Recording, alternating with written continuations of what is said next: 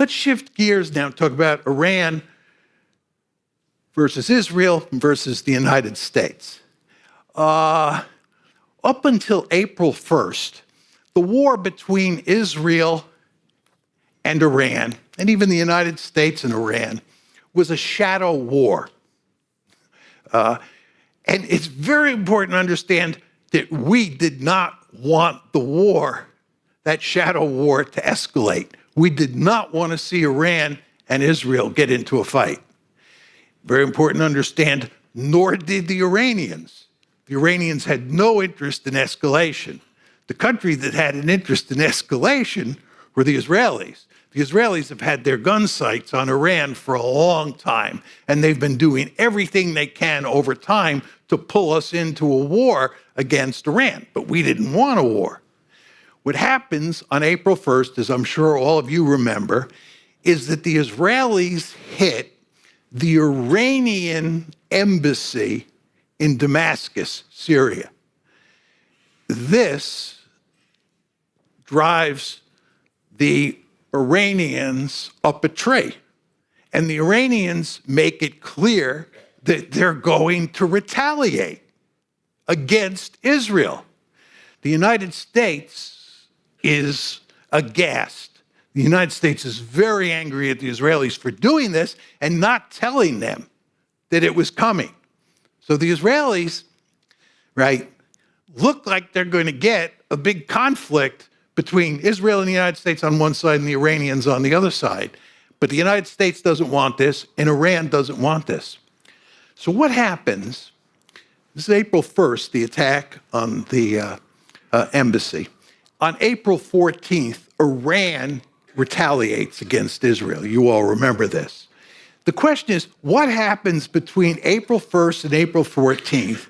And then what happens on April 14th? It's all very important to understand these details. The United States and Iran work together through intermediaries, because we don't have direct relations.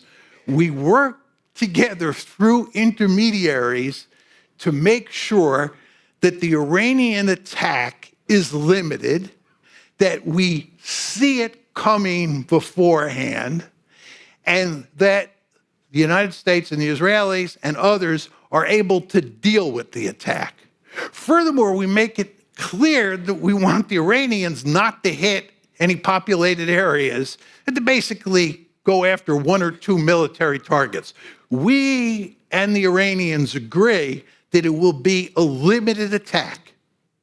We're coordinating with the Iranians, because again, we don't want escalation. We, meaning the Americans, nor do they.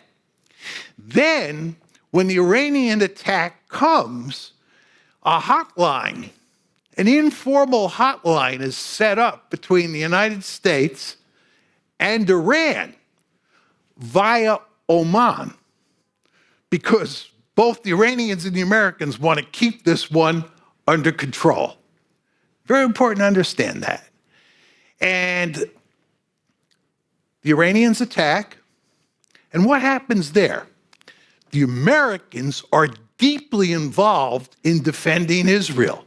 You all remember, everybody talked about how the Jordanians, the Saudis, the French, the British, the Americans, the Israelis, they were all involved in dealing with this attack.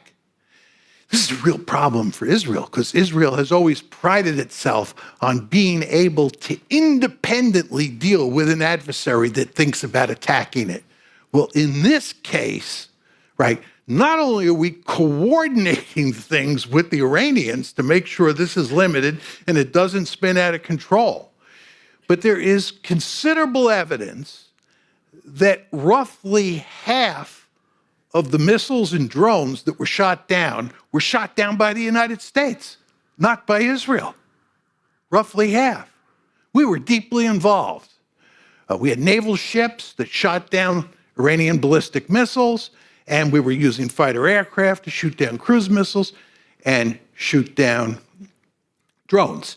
Now, the Israelis played a very important role in this, but it's important to understand we, the United States of America, were coordinating the effort. See how deeply involved we were? We wanted to keep this one under control. We wanted to make sure that that Iranian offensive against Israel was not successful. That brings me to the final part of the story about April events involving Iran and Israel. The Israelis retaliate on April 19th. Remember, April 1st is when they hit the embassy in Damascus. April 14th is when Iran goes after Israel, does limited damage, hardly any damage. And then on April 19th, the Israelis retaliate. Now, as you would expect, the Israelis wanted to unleash the dogs. The Israelis wanted a big counterattack on Iran.